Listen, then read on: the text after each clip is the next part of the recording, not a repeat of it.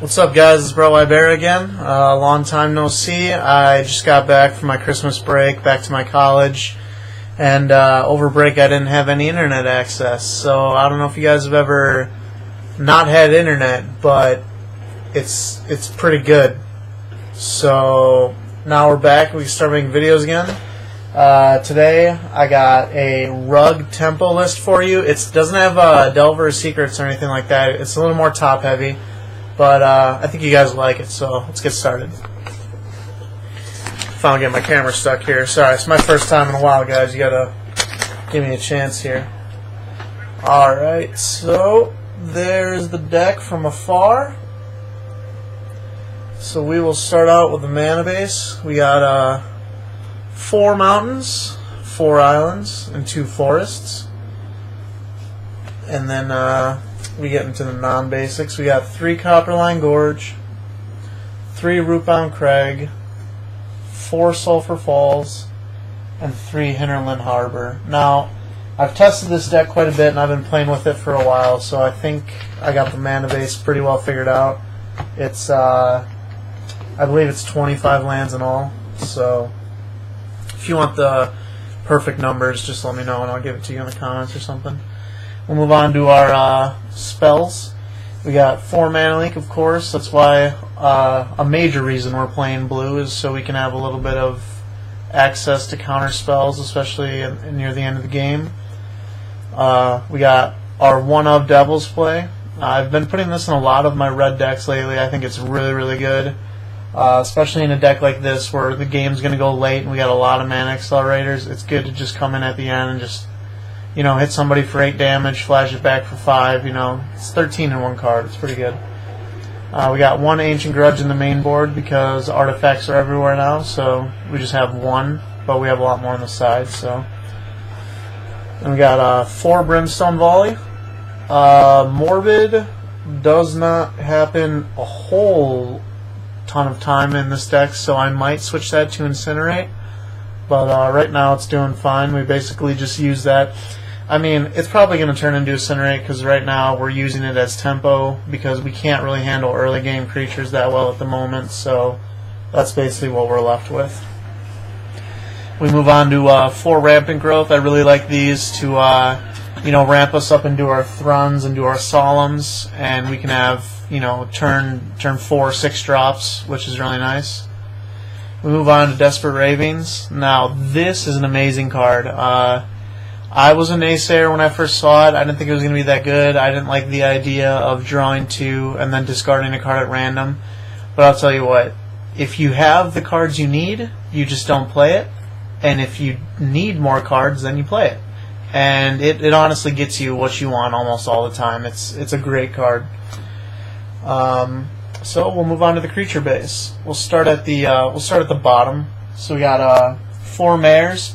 I think this is pretty underplayed right now. It's a once it flips, it's basically a 1-man army. It can win the game by itself if it flips, and you just kind of protect it for the rest of the game. So we got that. We got Daybreak Rangers. It's really good right now against the Spirit decks, Moorland Haunt.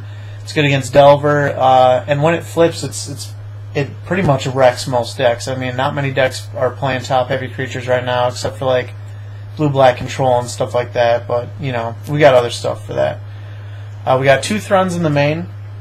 There's not many decks that this card is not good against, but at the same time, I don't really want to draw more than 1 a game, no matter what matchup it is. So typically, when Thrun comes down against the Delver decks and tempo and control, it literally just wrecks the game. It destroys them, and it's really good. So decided to put 2. If we can get 1 more, we'll probably put it in the sideboard, but that's what we got right now. We got 3 Solemns, so it's basically like the Rampant Growth Solemn package. So we got 7 total ramp in all. I didn't want 4 Solemns because usually we'll have at least 1 of these in our opening hand or in the first few turns. By the time we can play it, we'll have 1. So we're not looking to ramp too much. We don't have a ton of endgame, just the Devil's Play and a couple top-heavy cards, but that's what we got, and drawing a card's always nice. So we'll move on to our finishers. First we start off with 3 Urbras, the Hiddens. Nobody's playing these right now. I think it's a great card. It's really good against the Moreland Haunt decks again. I mean, all their spirits come into play tapped. And, well, I'm sorry, it's not that great against Moreland Haunt because they just make them at the end of your turn and untap and attack anyway. But in general, it goes over the top of a lot of decks. And if you can follow a turn 4 off of a Rampant Growth or something, a turn 4 Urabrask, into a turn 5 Frost Titan or Inferno Titan, it just totally wrecks the board. We got one Consecrated Sphinx. Now I split the 6 drops up into 3 different parts because I really don't like getting I'm sorry, I don't know the name of the card. It's black. It costs a Phyrexian black, and you take all 4 out of the deck in the hands and stuff. I know you guys know what I'm talking about, but anyways, I really don't want that to happen to me and lose all my finishers. So we have one Consecrated Sphinx, which I think we are going to switch out for something else. It's not good in the metagame right now. It gets Vapor Snagged and it doesn't do anything. Frost Titan, which is really good, it kind of plays the role of the Aether Depths do in the new illusion decks. You know, if it targets an illusion, it dies, and if not, we're tapping something down. And a lot of decks are trying to work off very little mana right now, so you know, if we can get this out on turn 4, we can screw their mana, do whatever. It's an all-around good card.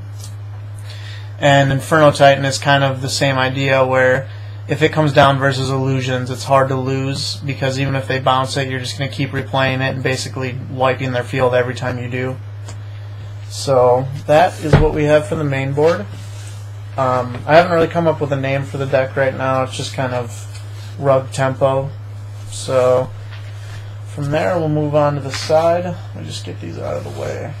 And in order to make up for the lost time over Christmas break, I'm going to try and crank out like 2 or 3 videos in this coming week here, so we'll see how that turns out.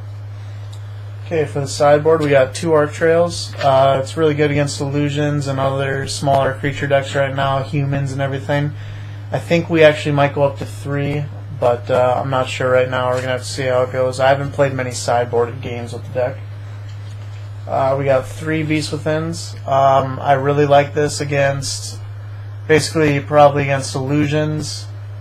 A lot of the time, I'm sorry, not illusions. A lot of the time when you're doing this, it's usually to get rid of a Titan that you can't handle, because we have Brimstone Volley in the main. So it's either to do that or to kill a permanent, like someone's Oblivion Ring or something. So we bring it in against control usually. We got 3 Flash Freezes for basically, you know, anything red and green. There's not a ton of them running around, but I think werewolves are going to start to get big with the new set coming out. Some of the spoilers are looking pretty good. And always got Wolf Run to worry about, so we got the Flash Freezes. We got 3 more Ancient Grudge. As you guys all know, sideboards are really based on the area you're from and what the metagame is there. Our metagame is very artifact heavy, so we like to go up to 4, have the ability to go up to 4. And finally we got 4 Azure Mage. When we're playing very low control-ish decks that are going to counter our top heavy stuff, we'd like to take out a Consecrated Sphinx and you know, a couple other top heavy cards. Urabrask really isn't that good versus blue-black control because we don't really need it. We don't need their creatures to come into play tapped, so we lower our curve, bring in some Azure Mages, and it also gives us late game power to draw our cards. So that is rug tempo, top end rug tempo. Let me know what you guys think. If you guys want the exact list typed out or anything, just let me know in the comments. And thanks for watching. You guys have a good day.